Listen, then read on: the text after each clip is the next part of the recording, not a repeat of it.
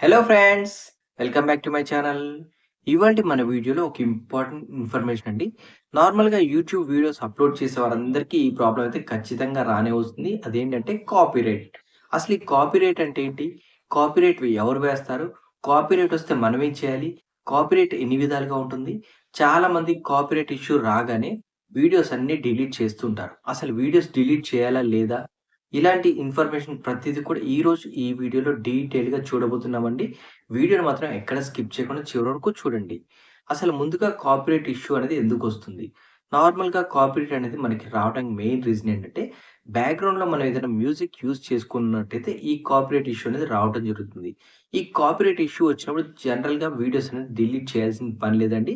కానీ చాలామంది రెస్ట్రిక్షన్స్‌లో నన్ అని ఉండాలి. అక్కడ కాపీరైట్ అని వస్తుంది. ఇలా కాపీరైట్ అని చూడగానే అందరూ భయపడిపోయి వెంటనే వీడియోస్ అన్నీ డిలీట్ చేస్తూ ఉంటారు. అసలు అలా ఎప్పుడు చేయకండి. మీకు కాపీరైట్ ఇష్యూ వస్తే వీడియోస్ డిలీట్ చేయాల్సిన పని లేదండి. ఇప్పుడు ఈ కాపీరైట్‌ని ఎలా రిమూవ్ చేసుకోవాలో ఈ వీడియోలో లైవ్‌లో ప్రాక్టికల్‌గా చూపిస్తాను. ఇప్పుడు చూడండి. ముందుగా మనకి ఎప్పుడైనా కాపీరైట్ ఇష్యూ వచ్చినట్టయితే మెయిల్ అనేది ఈ విధంగా రావడం జరుగుతుందండి. అది ఏ వీడియోకొచ్చింది అనే పర్టిక్యులర్ డీటెయిల్స్ అన్నీ కూడా ఈ మెయిల్‌లో వివరంగా ఉంటాయండి. చూడండి నా ఛానెల్‌లో హాయ్ శ్రీలత కాపీరైట్ ఇష్యూ వచ్చిందని చెప్పేసి ఒక వీడియోకొచ్చిందని చెప్పి చెప్తున్నారు. ఆ వీడియోకి ఎందుకు కాపీరైట్ వచ్చిందో కూడా అక్కడే ఎక్స్‌ప్లెయిన్ చేస్తారండి. చూడండి కాపీరైట్ గురించి అంతా కూడా టైటిల్‌తో సహా వాళ్ళే ఇస్తున్నారు. తర్వాత కంటెంట్ యూజ్డ్ అని చెప్పేసి మళ్ళీ కింద కూడా అది ఎందుకొచ్చిందని కూడా చెప్తుంటారు. అంటే పర్టిక్యులర్ వీడియోలో మనం మ్యూజిక్ యూజ్ చేస్తుంటాం కదండీ! ఆ మ్యూజిక్ హెడ్ ఎవరు? అంటే ఆథర్ ఎవరు? ఆ మ్యూజిక్ మనం ఏం యూజ్ చేసాము? దానికే ఎందుకు ప్రతీది కూడా మెయిల్‌లో ఇలా రావడం అయితే జరుగుతుందండి. ఇలా మెయిల్ వచ్చిన తర్వాతకి మీరు చూసుకొని ఇమ్మీడియేట్‌గా ఆ కాపీరైట్ అనేది డిజేబుల్ చేయాలి. అంటే రిమూవ్ చేసుకోవాలి. దానికి ఏం చేయాలో కూడా వాళ్ళు చెప్తుంటారు చూడండి. What you can do. మనం ఏం చేయాలో కూడా మెయిల్‌లోనే క్లియర్‌గా ఉంటుందండి. అసలు కాపీరైట్ వస్తే వీడియోస్ మాత్రం అస్సలు డిలీట్ చేయకండి. మీరు చేసే పెద్ద మిస్టేక్ ఏంటంటే వీడియోస్ డిలీట్ చేయడం. అసలు వీడియోస్ డిలీట్ చేయాల్సిన పనే లేదండి. డిలీట్ చేయకుండానే ఈ ప్రాబ్లమ్ అనేది సాల్వ్ అయిపోతుంది. కార్పొరేట్ వస్తే ప్రాబ్లమ్ ఏమీ లేదండి. కార్పొరేట్ క్లెయిమ్స్ వచ్చినా ప్రాబ్లమ్ ఏమీ లేదండి. స్ట్రైక్స్ వస్తేనే డిలీట్ చేయాల్సిన పనుంటుంది. స్ట్రైక్స్ వచ్చినా సరే మీరు 3 స్ట్రైక్స్ వచ్చే వరకు ఇబ్బంది లేదు. 3 స్ట్రైక్స్ తర్వాత మీ ఛానెల్ అనేది టర్మినేట్ అయిపోతుంది. అది వితిన్ 3 మంత్స్ వరకు. 3 స్ట్రైక్స్ వచ్చాయంటే అది ప్రాబ్లమ్. చూసారు కదా! మెయిల్‌లోనే ఇక్కడ వ్యూ ఆల్ కొట్టంగానే వాట్ హ్యాపెండ్ అని ఉంటుంది. చూసారు కదా! మనం వైటీ స్టూడియో ఓపెన్ చేసినా సరే నోటిఫికేషన్‌లో ఇలా మనకి అక్కడ కంటెంట్‌లో ఈ ప్రాబ్లమ్ ఉంది. ఇలా మీకు కాపీరైట్ వచ్చింది అని ప్రతీది కూడా నోటిఫికేషన్ రూపంలో కూడా వస్తుంది. కొంతమందికి నోటిఫికేషన్ రాని వాళ్ళకి మెయిల్ వస్తుంది. ఈ రెండిట్లో ఏదో ఒకటైతే ఖచ్చితంగా వస్తుంది. చెక్ చేసుకోండి. చూసారు కదా! అక్కడ విజిబిలిటీ దగ్గర పబ్లికే ఉంటుంది. విజిబిలిటీలో ప్రాబ్లమ్ ఉండదు. మానిటైజేషన్ అయ్యుంటే మానిటైజేషన్ డిజేబుల్ అయిపోతుంది. రెస్ట్రిక్షన్స్ దగ్గర కాపీరైట్ అనేది చూపిస్తూ ఉంటుంది. అసలు ఇప్పుడు ఈ కాపీరైట్ వచ్చింది కదా! అని చెప్పి వీడియోని డిలీట్ చేయకండి. మీరు వీడియోని డిలీట్ చేయకుండానే ఈ కాపీరైట్ ఇష్యూని రిమూవ్ చేసేద్దాం. దీంతో పాటుగా మళ్ళీ ఇనేబుల్ మనకి మోనటైజేషన్ ఎలిజిబుల్ ఉంది కదండీ! దాన్ని ఎలిజిబుల్ చేద్దాం. అది ఎలానో ఇప్పుడు చూడండి.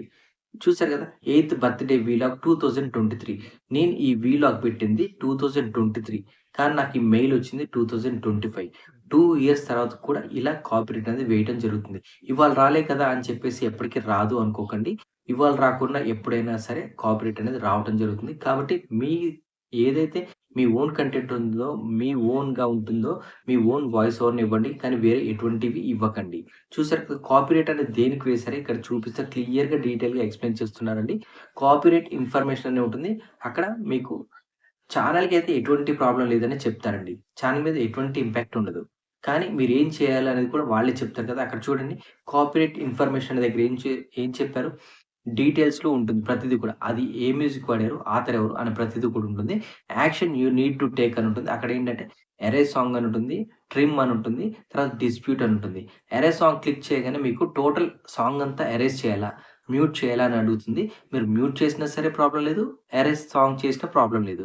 ఇలా చేయటం వల్ల సాంగ్ అంతా కూడా ఆ వీడియోలో ఉన్న సాంగ్ అంతా కూడా డిలీట్ అయిపోతుంది.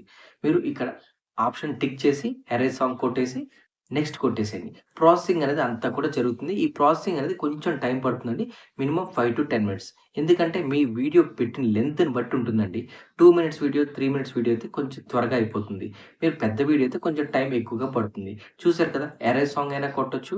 మీరు డిస్ప్యూట్‌కి వెళ్ళాలి అంటే అది మీ ఓన్ సాంగ్ అయ్యుంటే, మీ సాంగ్‌నే వేరే వాళ్ళు ఇట్లా కాపీరైట్ వేసుంటే డిస్ప్యూట్ క్లిక్ చేస్తే ప్రాబ్లమ్ లేదు. కానీ వేరే వాళ్ళ సాంగ్ యూజ్ చేశారు కాబట్టి మీరు డిస్ప్యూట్ పైన క్లిక్ చేయకండి. ఓన్లీ ఎర్రర్ సాంగ్ మీద లేదంటే ట్రిమ్ అని చేయండి. ట్రిమ్ చేసినా సరే, మ్యూట్ చేసినా సరే, ఎరేజ్ చేసినా సరే, ఏది చేసినా సరే సాంగ్ అనేది రీప్లేస్ చేసుకోవచ్చు. సాంగ్ అనేది రిమూవ్ అయిపోతుంది. ఇలా కాదనుకోండి మీరు వైటీ స్టూడియో క్రోమ్ బ్రౌజర్‌లోకి వెళ్లి కూడా చేసుకోవచ్చు. అక్కడ రీప్లేస్ అనే ఆప్షన్ కూడా ఉంటుంది. ఈ సాంగ్ తీసేసి ఈ సాంగ్ ప్లేస్‌లో వేరే సాంగ్ అంటే యూట్యూబ్ లైబ్రరీ నుంచి కూడా సేవ్ చేసుకోవచ్చు. మీరు ఇలాంటి ఇష్యూస్ ఏది ఫ్యూచర్‌లో రాకుండా ఉండాలి అంటే మీరు ఓన్‌గా వాయిస్ ఓవర్ ఇస్తే బెటర్ అండి. అప్పుడు ఎటువంటి ప్రాబ్లమ్స్ అనేది రావు. చూసారు కదా! ఇక్కడ నేనైతే ఎరేజ్ థిస్ సాంగ్ అని చెప్పాను. ఎరేజ్ చేస్తున్నాను. ఇక్కడ మళ్ళీ ఒకసారి ఓపెన్ చేసి క్లోజ్ చేశాను. ఇక్కడ ఏమొస్తుంది? రిస్ట్రిక్షన్స్ దగ్గర చెకింగ్ అనొస్తుంది. అంటే ఇప్పుడు మనకి ఫ్రెష్‌గా వీడియో అప్‌లోడ్ చేసి ఎలా ఉంటుందో అలా వస్తుందనమాట. ఇక్కడ చూడండి విజిబిలిటీ అయితే పబ్లిక్‌లో ఉంటుంది. ఇక ప్రాసెసింగ్ అనేది అవుతుంది కాబట్టి ప్రాసెసింగ్ అని చూపిస్తూ ఉంటుందండి. ఒక్కసారి ప్రాసెసింగ్ అయిపోయిన తర్వాత మళ్ళీ మీరు ఫ్రెష్‌గా వీడియో అప్‌లోడ్ చేస్తే ఎలా అయితే చెక్స్ కంప్లీట్ అయిన తర్వాత మనకి నోటిఫికేషన్ వస్తుందో అదే విధంగా ఇక్కడ కూడా రావటం జరుగుతుంది. ఇక్కడ మానిటైజేషన్‌కి ఎటువంటి ఇబ్బంది లేదండి. కాపీరైట్ వచ్చిందనుకోండి ఎటువంటి ప్రాబ్లమ్ లేదు. కాపీరైట్‌ని సింపుల్‌గా రిమూవ్ చేసుకోవచ్చు. చూసారు కదా! What happened? No copyright notification కూడా వచ్చేసింది. ప్రాసెసింగ్ అంతా కంప్లీట్ అయిన తర్వాత ఇలా వస్తుందండి. నోటిఫికేషన్ మీద క్లిక్ చేసినా సరే ముందు కాపీరైట్ అని వచ్చింది. ఇప్పుడు వాట్ హ్యాపెండ్ దగ్గర నో కాపీరైట్ ఇష్యూ ఫౌండ్ అని వస్తుంది. అంటే చూసారు కదా! మానిటైజేషన్ కూడా ఎనేబుల్ అయిపోయింది. విజిబిలిటీ పబ్లిక్ అయిపోయింది. అన్నీ కూడా సెట్ అయిపోయినాయి.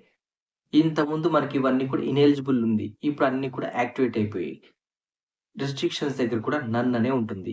కోఆపరేట్ ఇష్యూ అనేది మనకి పూర్తిగా పోయింది. ఎందుకంటే వాళ్ళు వేసింది సాంగ్ మీద. సాంగే రిమూవ్ చేసిన తర్వాత ఇంకా క్లెయిమ్ ఎందుకుంటుందండి? కాపీరైట్ ఎందుకుంటుంది? చూసారు కదా! రిస్ట్రిక్షన్స్ దగ్గర నన్ ఉంది. మానిటైజేషన్ ఆన్ అయింది. అన్నీ కూడా 100% సేఫ్ సైడ్‌లో ఉన్న కాపీరైట్ ఇష్యూ కూడా క్లియర్ అయిపోయింది. చూసారు కదండీ! మీకు కూడా ఇలాంటి ఇష్యూ వచ్చినట్టయితే ఇలా సాల్వ్ చేసుకోండి. ఇది చాలా సింపుల్ అండి. ఎటువంటి ప్రాబ్లమ్ లేదు. భయపడకుండా వీడియోస్ మాత్రం డిలీట్ చేయకుండా కాపీరైట్ ఇష్యూ అనేది ఇంత సింపుల్‌గా మీరే మీ చేత్తోటి సాల్వ్ చేసుకోవచ్చు.